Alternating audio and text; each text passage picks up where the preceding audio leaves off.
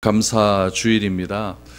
구약의 맥추절은 우리 유월절과 초막절과 함께 이스라엘 백성들이 반드시 꼭 지켜야 될 세 개의 절기 중에 하나입니다.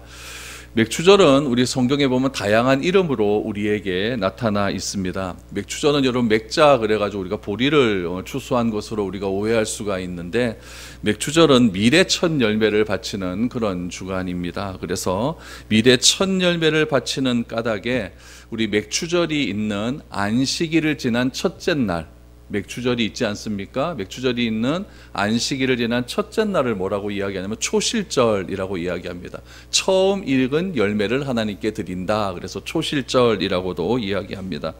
출애굽기 34장 22절 말씀에 보면은 이 맥추절을 또 이렇게 이야기하죠. 칠칠절 곧 맥추의 초실절을 지키고 세말에는 수장절을 지키라 라고 했습니다.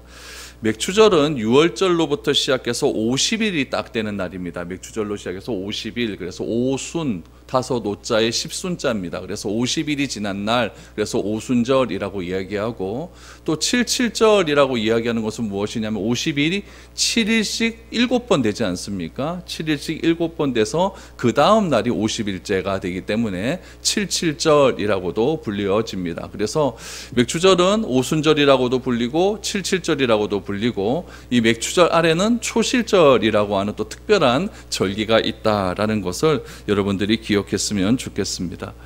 성경의 맥추절은 농사지은 미래 첫 열매를 하나님께 드리는 절기입니다.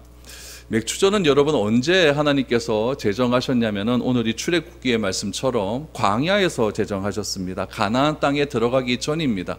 그럼 광야에서는 이스라엘 백성들이 어떻게 살았냐면은 농사를 짓고 산 것이 아니라 하늘에서 만나와 메추라기를 먹고 그렇게 살았죠. 그래서 하나님께서 이 맥추절을 지키라, 수장절을 지키라, 유월절을 지키라 라고 명령하신 이유는 무엇이냐면은 앞으로 들어가야 될 가나안 땅에 가서는 이제는 만나와 메추라기가 더 이상 내리지 않겠다라는 것을 의미하는 것이겠죠. 이제 가나안 땅에 들어가서는 이제 너희들이 농사를 짓고 살 것인데, 수확한 농산물의 첫 열매를 하나님께 드려서 하나님께 감사의 예배를 드려라 라고 하는 의미로서 이렇게 맥추절을 말씀하셨습니다. 애굽을 떠나서 40년간 광야에서 방황을 하다가 가나안 땅에 정착하여서 그 땅의 첫 소산을 먹게 된다. 여러분 얼마나 감격스럽겠습니까? 요즘 말로 하면 이런 거죠. 우리 아이들이 열심히 공부하여서 첫 번째 직장에 들어갔어요. 첫 직장에 들어가서 첫 월급을 받은 거예요. 얼마나 감격스럽겠습니까? 그래서 그 첫 월급을 받고 하나님께 감사도 드리고 우리 부모님께 감사도 하고 또 친구들과 또 뭐 회식도 한 번씩 하면서 이렇게 감사할 수 있는 그런 날들이 있는 것 아니겠습니까?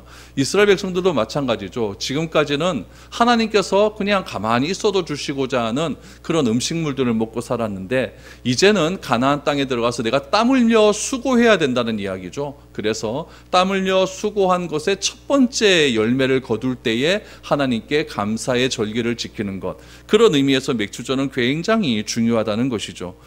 농사를 지어보신 분은 알겠지만은 아무리 땀 흘려 씨를 뿌리고 수고한다 할지라도 때에 맞는 비와 또 햇살을 주지 않으면 그 모든 것이 헛된 것 아니겠습니까? 오늘 여러분들 식사하실 때 고추를 먹을 건데 그 고추를 유정로님이 열심히 지어서 이제 한동안은 고추만 먹게 될 거다 이렇게 예고를 하셨어요. 그런데 고추가 굉장히 실해요. 그래서 왜 이렇게 실하냐 그랬더니 이번에 비가 많이 내려서 실하답니다. 그래서 고추가 맛있을 것 같아요. 그러니까 때에 맞는 비가 오지 않고 또 때에 맞는 그런 또 햇빛이 내리지 않으면은 농사 짓는 것이 다 헛된 것 아니겠습니까? 그래서 아무리 내가 땀을 흘려 수고한다 할지라도 하나님께서 이른 비와 늦은 비를 내려주시지 않고 또 적당한 햇빛을 내려주지 않으면은 농사가 다 망쳐버린다는 이야기죠. 그래서 우리가 아무리 생존을 위해서, 우리가 생명 보존을 위해서 애를 쓴다 할지라도 우리의 생명과 보존은 결국엔 누구에 의해 달려있느냐? 하나님에 의해 달려있다라는 것을 우리는 이 절기를 통해서 알게 된다는 이야기죠. 그래서 이 맥추절은 이 밀추수, 밀을 처음 추수한 것, 그 의미를 뛰어넘어서 귀중한 이런 의미가 담겨져 있고 역사적인 의미도 있다라는 것을 우리가 기억했으면 좋겠습니다. 우리 구약시대 때 우리 출애굽을 한 이스라엘 백성들이 우리 열심히 걸어서 시내산에 도착을 했습니다. 그 시내산에 도착한 때가 언제냐면은 꼭 50일째가 되는 때에 그 시내산에 딱 도착을 합니다. 시내산에 도착을 한 다음에 하나님께서 제일 먼저 하신 일이 무엇이냐면은 언약을 맺게 되죠. 언약을 맺게 되면서 그 언약의 증표로서 하나님께서 모세를 시내산에 올라오라고 말씀하셨고 모세에게 주신 것이 있습니다. 그것이 무엇이냐면은 율법을 주셨어요. 그 율법의 대표성이 바로 십계명이라고 하는 율법을 주셨죠. 그러니까 이스라엘 백성들이 시내산에 도착해서 율법을 받은 때가 언제나 맥추절이다라는 이야기죠. 또 신약에 왔으면 어떻습니까? 신약에 예수님께서 유월절이 되시는 어린 양으로 십자가에 못 박혀 돌아가시고 3일 만에 예수님께서 부활하시고 이 3일 만에 부활한 그때가 초실절이에요. 초실절이 되어서 예수님 때가 40일 동안 그 땅에서 머무셨다가 하늘로 올라가시죠. 하늘로 올라가시면서 약속한 것을 기다리라라고 말씀을 하셨어요. 그리고 약속한 것이 하늘로 승천하신 후 10일째 되는 날 강림하지 않습니까? 성령이 강림하는데 그때가 언제냐? 맥추절이다라는 이야기예요. 그래서 이 맥추절이라고 하는 것은 구약의 의미로 보면은 율법이 우리에게 주어진 날이고 신약의 의미로 보면은 성령님께서 우리에게 임해 주신 날이다라는 것을 기억하면 좋을 것 같습니다. 이 성경적으로 보면 이렇게 맥추절과 오순절은 같은 날이에요. 같은 날이지만은 한국 교회에 보면은 맥추절과 오순절을 같이 지내지는 않습니다. 우리 오순절, 우리 성령 강림 주일은 언제 지키냐면은 우리 5월 마지막 주일에 이렇게 성령 강림 주일로 이렇게 지키게 되어 있죠. 맥추 감사절은 왜 그럼 지금 이때 지내느냐? 우리 모든 우리 한국 교회가 7월 첫 번째 주일로 지키게 되죠. 그건 무엇이냐면은 우리 맥추감사주일은 한국이 우리 지금은 다 산업화가 되어서 농사를 짓는 분들이 많이 없지만은 우리 초창기에는 다 우리 농번 사회 아니었습니까? 농경을 사회로 기반을 해서 그렇게 자라던 그런 시절 전반기에 농산물에 대한 감사의 절기를 지켜야 되는 그런 때가 있었습니다. 그 당시 한국은 우리 다 이모작을 하던 그런 때였기 때문에 상반기 때 우리 6월 첫째 주, 빠르면 첫째 주, 둘째 주, 늦으면 셋째 주 정도 될 때에 다 보리를 추수하지 않습니까? 그래서 봄철에 주된 농산물인 보리를 이렇게 수확을 하는 때가 있었습니다. 그런 까닭에 보리 수확과 관련하여서 한 해의 절반인 6월 마지막 주일이 끝나고 우리 7월 첫째 주일을 우리 맥추감사주일로 지키자라고 이렇게 결정을 하게 된 것이죠. 그래서 이 맥추감사주일을 7월 첫째 주일에 지키는 것은 우리 한국교회만의 아주 독특한 그런 문화라는 것을 여러분들이 기억을 했으면 좋겠습니다. 그래서 보리 수확과 관련해서는 한 해의 절반이 지나고 한 해의 하반기가 시작되는 첫 주, 7월 첫 주에 맥추감사주일로 지키게 되는 것이고 가을이 되면 또 우리가 또 전체적인 추수를 하고 지키는 주일이 무엇입니까? 추수감사주일이 있겠죠. 그래서 추수감사주일은 11월 셋째 주일날 드리자라고 이렇게 한국교회가 결정을 해서 우리 보리 추수한 것에 대한 감사는 7월 첫째 주 맥추감사주일날 지키는 것이고 그 다음에 우리 전체적인 우리 벼 추수를 하는 것에 대한 감사는 우리가 가을에 추수감사주일로 하나님께 드리는 것이죠. 어떤 분들은 이렇게 이야기하는 사람들이 있어요. 현대의 많은 사람들이 더 이상 농사를 짓고 살지는 않습니다. 그래서 뭐 맥추감사주일, 우리 추수감사주일 이런 거 더 이상 지킬 필요가 무엇이 있느냐라고 말을 하는 사람도 있습니다. 실제로 우리 교회 우리 다니시는 분들도 농사 지어서 이렇게 생활하시는 분은 오늘 이 자리에는 없는 것 같습니다. 그렇다면은 이 맥추감사주일, 이렇게 추수감사주일, 농사와 관련된 주일을 우리가 왜 지켜야 되느냐, 거기에 대한 우리가 이유와 필요성을 우리가 한번 생각해 보아야 됩니다. 여기에 대해서 우리 영국의 존 스토트라고 아주 유명한 복음주의 신학자가 있어요. 책도 굉장히 많이 쓰신 분이 있는데 이 존 스토트가 이것에 대해서 이렇게 말씀을 하셨습니다. 하나님께서 우리에게 주신 말씀이 있어요. 그 말씀은 언제 주신 말씀이냐면은 그 당시 사람들에게 주신 말씀이겠죠. 그러니까 창세기, 출애굽기, 구약에 대한 모든 말씀들은 그 당시 사람들에게 주신 것이고 그 당시의 시대와 그 당시의 환경에 맞게끔 하나님께서 그렇게 주셨다라는 이야기죠. 그런 말씀으로 생각을 한다면 오늘 본문에 나오는 이 맥추절도 하나님께서 광야 생활을 하고 이제는 가나안 땅에 들어가는 백성들에게 주신 말씀이다라는 것을 기억을 해야 됩니다. 그렇다고 한다면은 그 명령은 그 약속하시고 하나님께서 자신을 드러내시고 명령은 그 당시 주어진 상황과 관련된 말씀이에요. 그러나 시간이 지나남에 따라서 삶의 환경도 바뀌어지고 여러 가지 문화도 바뀌어주어서 이제는 하나님께서 주셨던 그 말씀이 오늘날 우리에게 주신 상황과는 잘 맞지는 않습니다.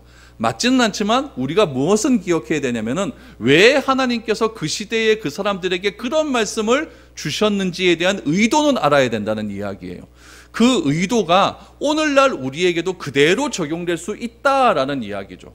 그렇다면 맥추절을 하나님께서 주신 의도가 있다는 이야기죠.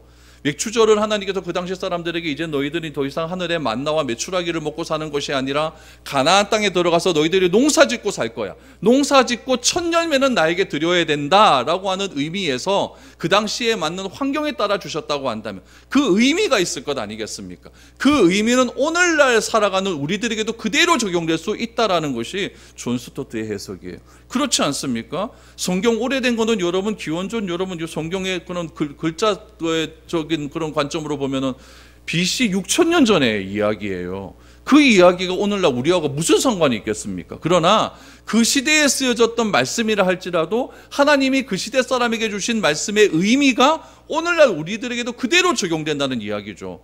예수님께서 십자가에 못 박히신 사건이 지금으로부터 2000년 전에 있었던 사건인데 그러면 그때 있었던 사건은 그 시대 사람에게만 적용돼야 될 건데 앞으로 그 예수님의 십자가의 죽음이 2000년 동안 이어오면서 얼마나 많은 사람들을 변화시켰습니까? 우리들도 다 그 말씀 믿고 변화되었고 앞으로 다가올 많은 사람들도 그 말씀을 믿고 변화될 거란 이야기예요. 그렇다면 그 사건 속에서 그 말씀 속에서 주어진 의미가 분명히 오늘날 우리들에게도 적용이 된다는 이야기죠.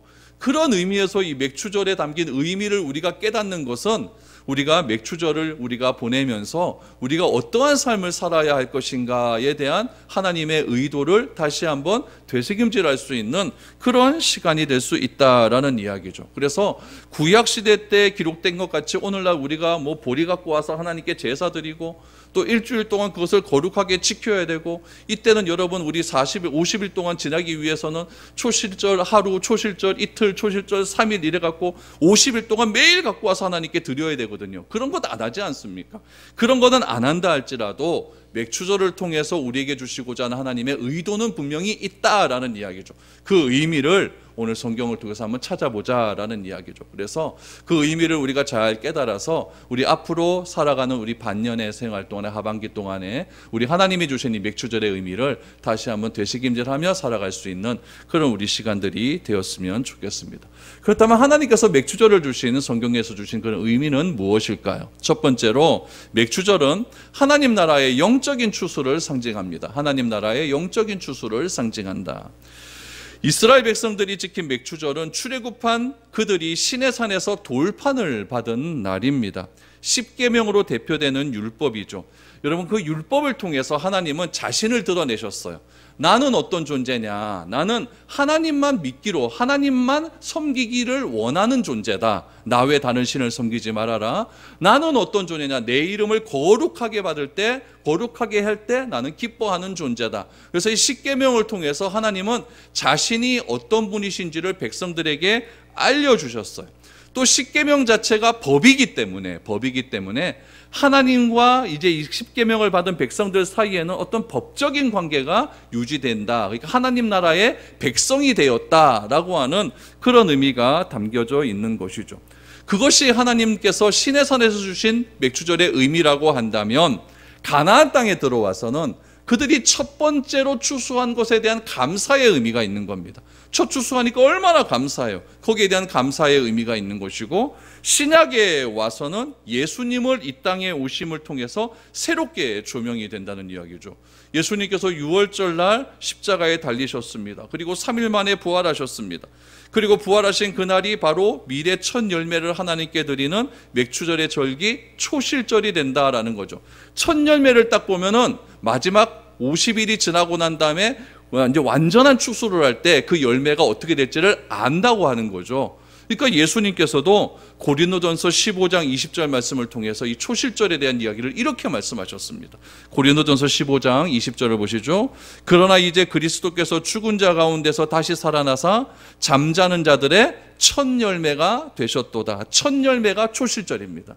그러니까 예수님께서 처음으로 부활하셨기 때문에 예수님께서 완전한 부활을 하신 그 완전한 부활을 보면 앞으로 예수님을 믿는 우리들의 부활도 그렇게 될 것이다 라는 것을 알게 된다는 이야기죠. 뭘 통해서? 첫 번째 열매를 통해서 알게 된다라는 이야기죠. 그래서 예수님의 부활은 잠자는 자들의 첫 열매가 되셨다라고 하는 것은 초실절에 처음 거둔 곡식의 의미를 가지고 이렇게 표현을 했다라는 이야기죠. 제자들은 예수님의 부활을 통해서 새로운 소망을 경험하게 되고 새로운 희망을 품게 되는 것이죠.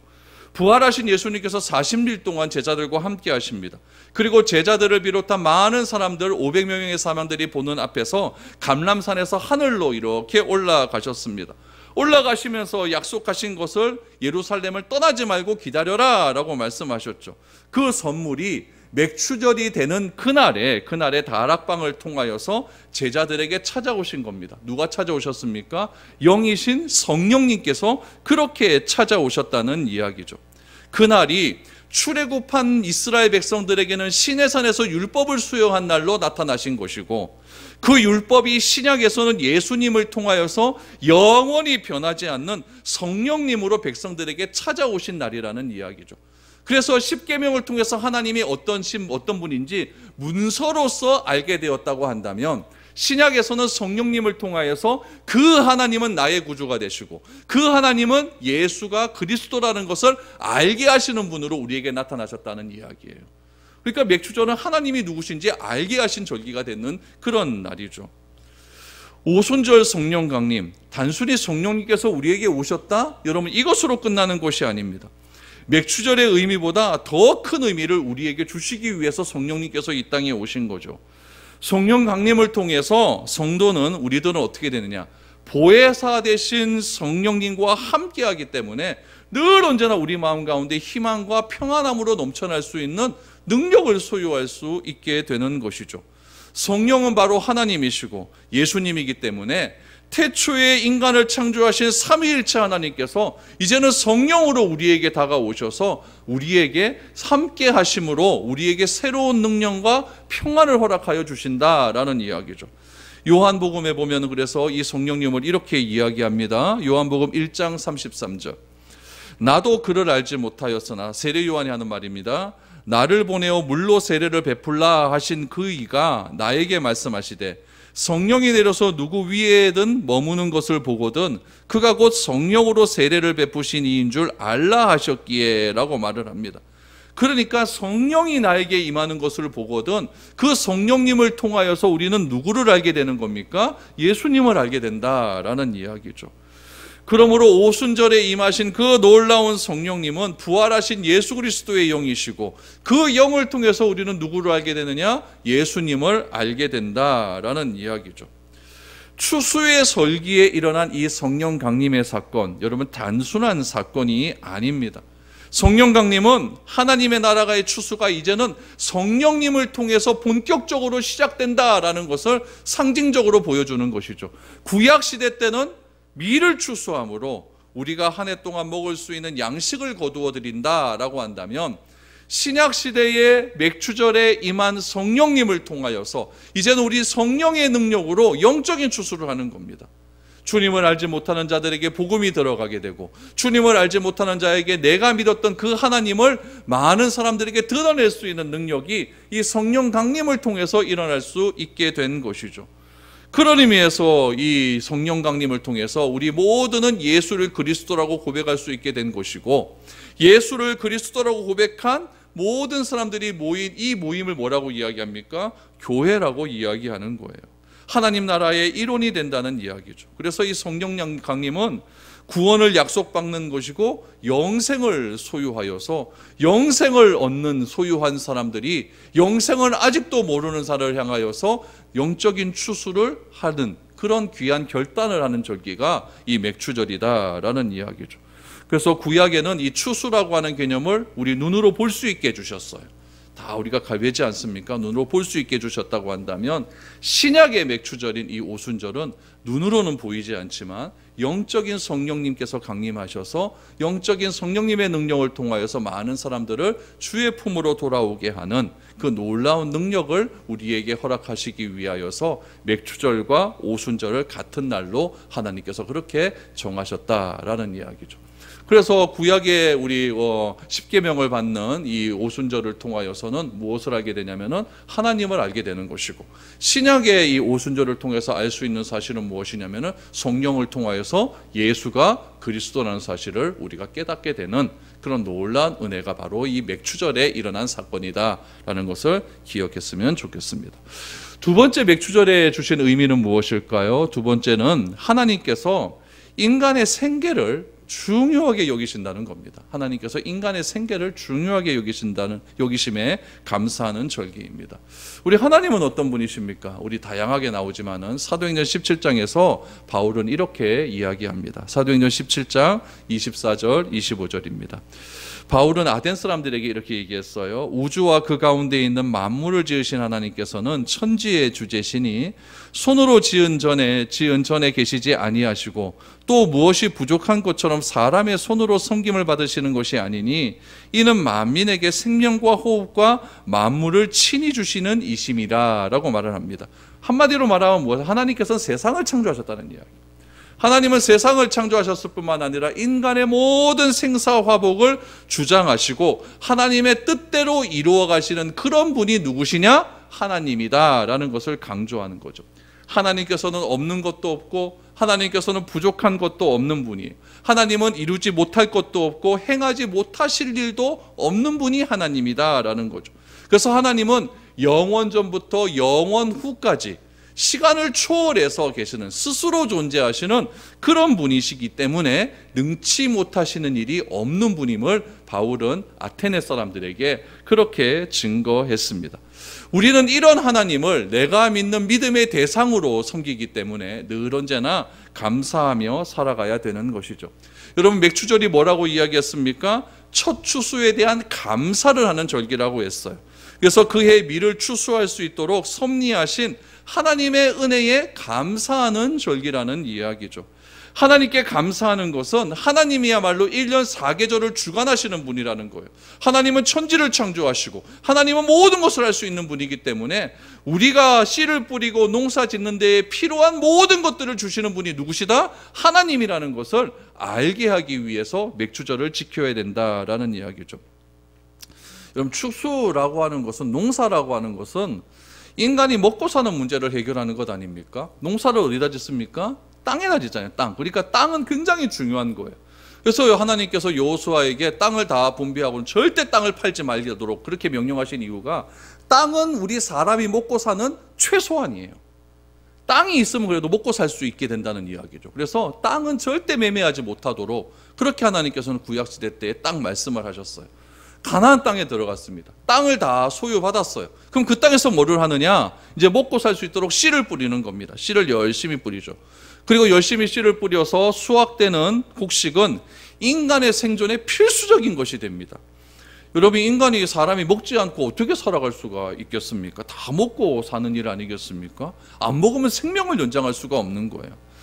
하나님은 땅에서 자라는 것으로 인간이 먹을 수 있도록 해주셨습니다. 하나님은 인간에게 모든 것을 다스릴 수 있도록 또한 은혜를 주셨어요. 그 속에서 하나님께서 세상을 창조하시고 세상을 창조하신 그 하나님께서 어떻게 이 세상을 다스리시고 섭리하시는지를 깨닫게 하시는 것이죠. 그래서 성경에 나오는 세 번의 절기는 다 인간이 먹고 사는 것과 관련이 되어 있어요. 유월절은 씨 뿌리는 날입니다.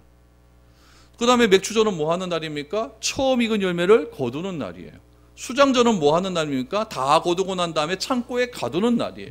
다 뭐와 관련되어 있어요? 다 먹고 사는 것과 관련되어 있다라는 이야기죠.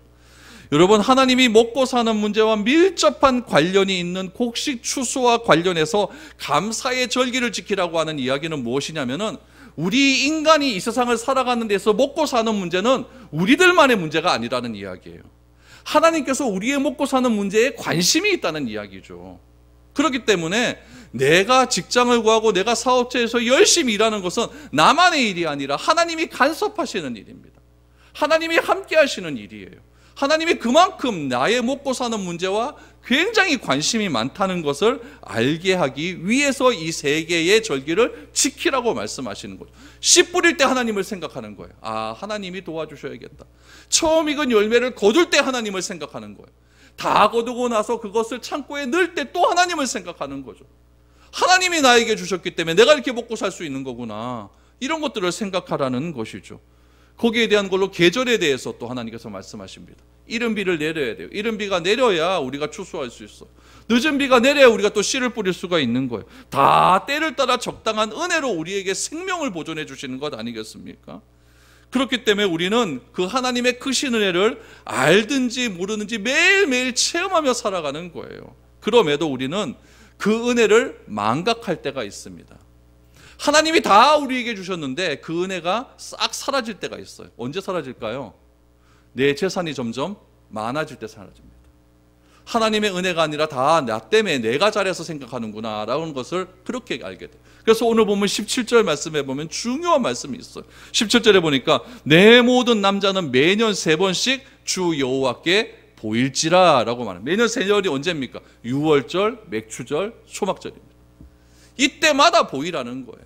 보여서 너희들의 먹고 사는 문제의 처음과 과정과 결론은 다 나와 관련이 있다. 하나님과 관련이 있다. 이것을 우리에게 알게 하시는 거죠. 그러므로 우리도 아침에 출근할 때 하나님을 기억해야 돼요. 직장 생활 속에서 우리가 모든 일들을 행할 때 하나님을 기억하는 거예요. 퇴근할 때 하나님을 기억하는 거죠. 1년으로 보면 어떻습니까? 하루를 시작할 때, 한 해를 시작할 때 하나님을 기억하는 거죠. 중간쯤 이렇게 또 하나님을 또 기억하는 겁니다. 또 우리가 송구영생 예배를 드리면서 말일에 또 하나님을 기억하는 거죠. 매년 3번씩 하나님께 보임을 통하여서 우리의 삶을 우리끼리만 내버려 두시는 것이 아니라 내 삶의 현장 모든 것들에 하나님께서 관심이 많다는 것을 하나님은 우리에게 이렇게 말씀을 해주시는 것이죠. 그런데 우리 인간이라고 하는 존재는 뭐든지 잘 되면 다 내가 잘해서 잘 된 것처럼 그렇게 생각을 한다는 거죠. 그래서 하나님이 그걸 너무나 잘 알고 계세요. 잘 알고 계시죠. 우리를 계획하시고 설계하신 분이 하나님인데 나를 모르겠습니까? 그래서 하나님께서 이렇게 말씀하세요.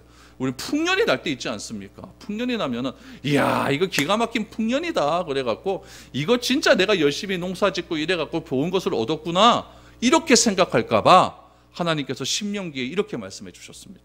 신명기 8장 12절 14절 내가 먹어서 배부르고 아름다운 집을 짓고 거주하게 되면 이건 뭐냐면 아파트 분양받아서 집 하나 얻었다는 이야기예요. 또 내 소와 양이 번성하여 내 은금이 증식되면 이건 뭐냐면 그 은행 금고에 돈이 많아졌다는 이야기예요. 내 소유가 다 풍부하게 될 때 어떻게 된다고? 내 마음이 교만하여 내 하나님 여호와를 잊어버릴까 염려하노라. 그래서 뭐 해야 되느냐? 3번씩 절기 때마다 남자들은 보여야 되는 겁니다.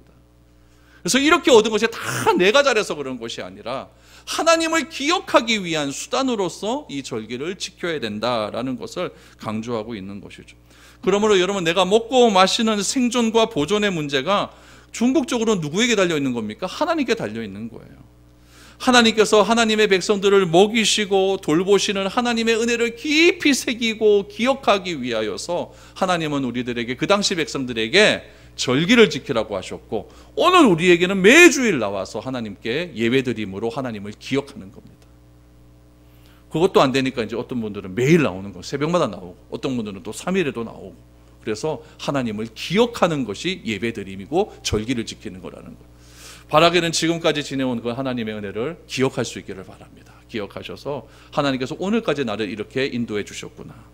세 번째는 무엇입니까? 맥추절은 무엇입니까? 범사에 감사하는 마음을 갖게 하는 절기입니다.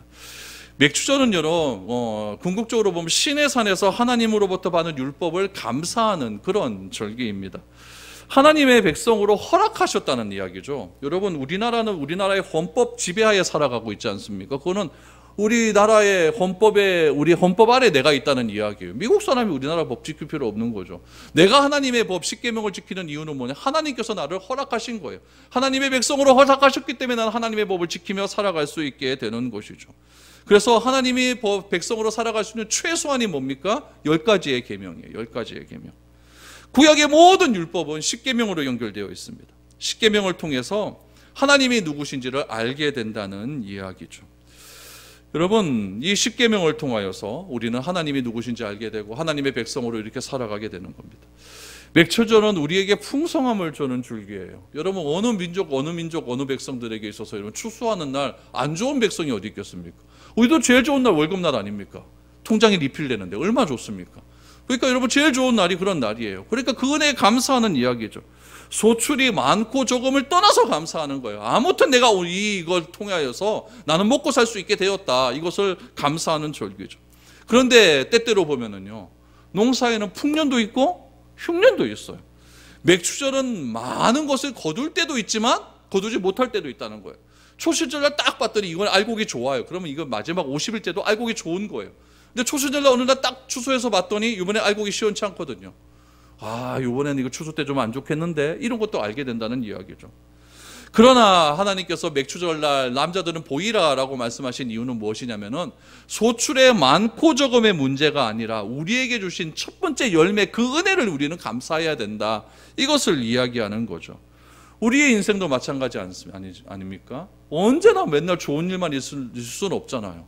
어떨 때는 시험에 들 때도 있고, 어떨 때는 말 한마디에 내 마음 완전히 다 무너질 때도 있고, 어떨 때는 어떤 사람이 딱 표정하는 그 눈빛 하나에 저것이 하면서 막 관계가 끊어질 때도 있고, 막 안 좋을 그런 때도 있지 않습니까? 그렇다고 해서 우리가 우리 자신의 기분에 따라서 하나님께 감사하기도 하고 하나님께 원망해서는 안 된다는 이야기죠. 우리는 우리를 지음받은 그 순간부터 하나님의 사람으로 살아가는 것으로 인하여 감사하며 살아가야 되는 거예요. 그래서 바울은 우리에게 이렇게 이야기합니다. 우리가 잘 아는 말씀이죠. 데살로니가전서 5장 16절 18절.